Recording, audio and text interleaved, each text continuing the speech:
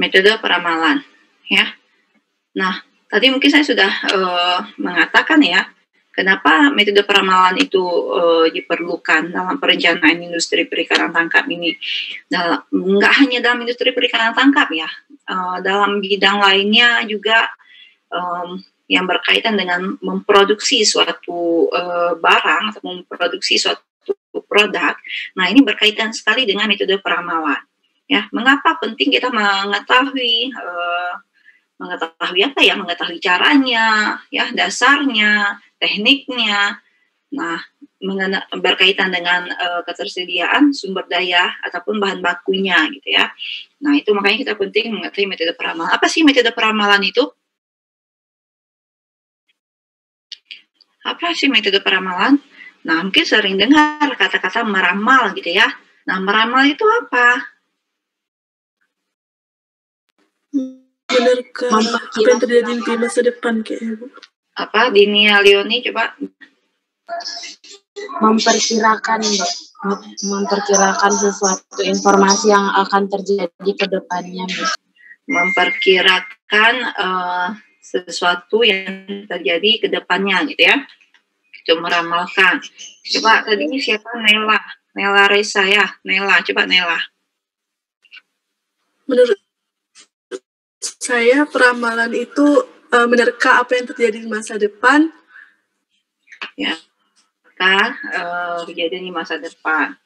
Ya, jadi hampir sama dengan dunia juga tadi ya. Siapa tadi? Nela Reza. Nah, kalau metode peramalan apa metode peramalan?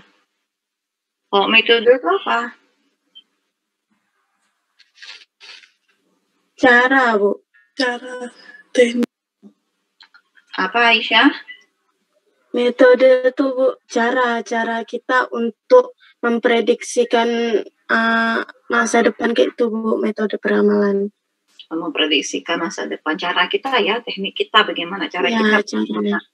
Ya, gitu ya. Kalau kita sering nonton itu, ada kita pergi ke peramal, bagaimana metode si peramal itu dalam menentukan masa depan ataupun menentukan apa yang ditanya, menjawab pertanyaan-pertanyaan yang diajukan oleh konsumennya gitu ya. Ada yang menggunakan apa tuh kalau di film itu kristal seperti itu ya, ada yang menggunakan kartu seperti itu ya, apa lainnya yang digunakan oleh peramal dan sebagainya lah ya. Nanti kita kalau kalian lihat ada film-film yang berkaitan dengan peramal, ya itu ada yang menggunakan seperti bola itu, ada yang menggunakan kartu dan sebagainya itu ya. Nah, itu juga di sini. Bagaimana cara kita meramalkan sesuatu ya? Kalau di sini berkaitan kan dengan industri ya, pemenuhan kebutuhan ataupun pemenuhan bahan bakunya seperti apa ya, sehingga apa outputnya, ketersediaan input akan menghasilkan output apa yang optimal. Maka tadi berkaitan dengan optimasi seperti itu ya. Dasarnya apa? Terbelakangnya apa? Harus ada ataupun harus kita pahami tentang peramalan ini. Nah, saya katakan di mata kuliah MOPI ya, Manajemen Operasional Penangkapan Ikan, setiap usaha ya, tidak terkecuali usaha perikanan. Nah, setiap usaha pasti akan tujuannya untuk mendapatkan hasil yang optimal. Nah ya, jadi para usahawan, nah termasuk kalau di dalam usaha perikanan tangkap, usahawan itu termasuk nelayan di dalamnya, baik itu nelayan pemilik ataupun nelayan lainnya. Jadi para usahawan ini selalu berusaha untuk apa? Untuk mendapatkan hasil yang optimal sehingga apa? Pendapatan yang diperoleh juga optimal gitu ya. Dapat mensejahterakan kalau kita katakan mensejahterakan nelayan, mensejahterakan pemilik modal gitu ya, pemilik kapal, kemudian mensejahterakan toke bangku, mensejahterakan pemilik usaha seperti itu ya. Nah, setiap usahawan itu pasti tujuannya itu untuk memperoleh keuntungan sehingga dapat sejahtera gitu ya hidupnya. Nah, setiap usaha itu berkaitan dengan apa? Manajemen. Ya. Mereka itu akan selalu dihadapi dengan persoalan-persoalan manajemen gitu ya. Para usahawan itu Jadi jangan selalu berpikir ketika ada yang sukses itu, ada pengusaha yang sukses itu, selalu berpikir, oh enak ya beliau banyak duitnya gitu ya. Oh enak ya beliau rumahnya besar. Nah, tapi harus dipahami ada persoalan-persoalan yang mungkin tidak terlihat oleh kita, baik itu persoalan perusahaannya gitu ya, persoalan keuangannya, persoalan SDM-nya. Nah, itu semua tidak terlihat oleh kita gitu ya. Nah, itu semuanya adalah persoalan manajemen gitu ya.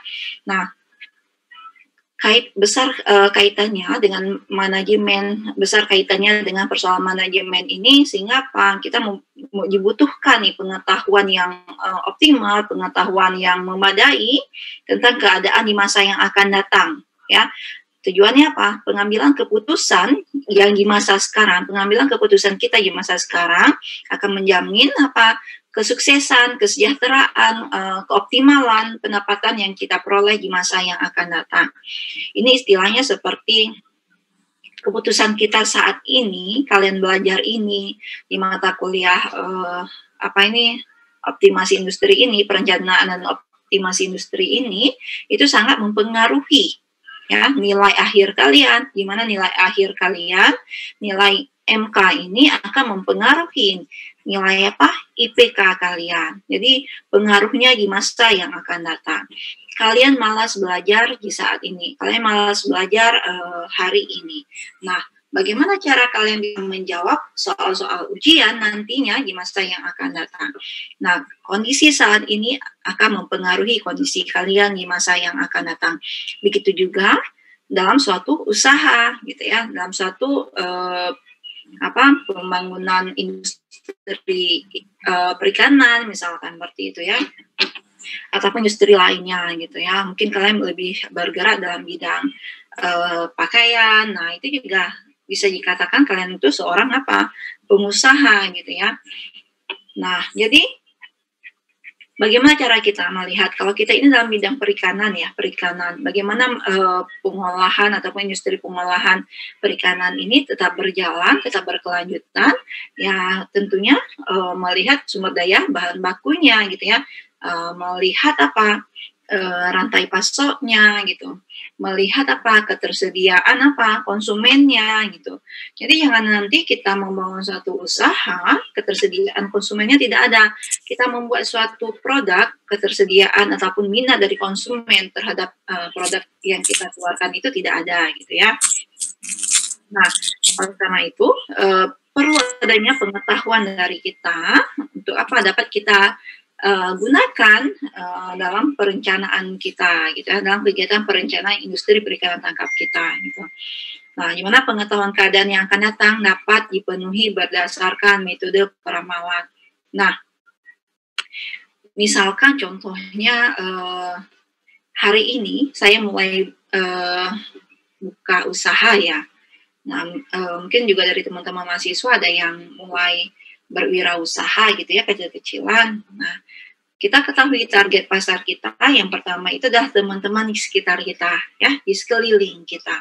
Nah, ternyata pada bulan pertama itu terjuallah misalkan kalau dimsum misalkan ya, dimsum.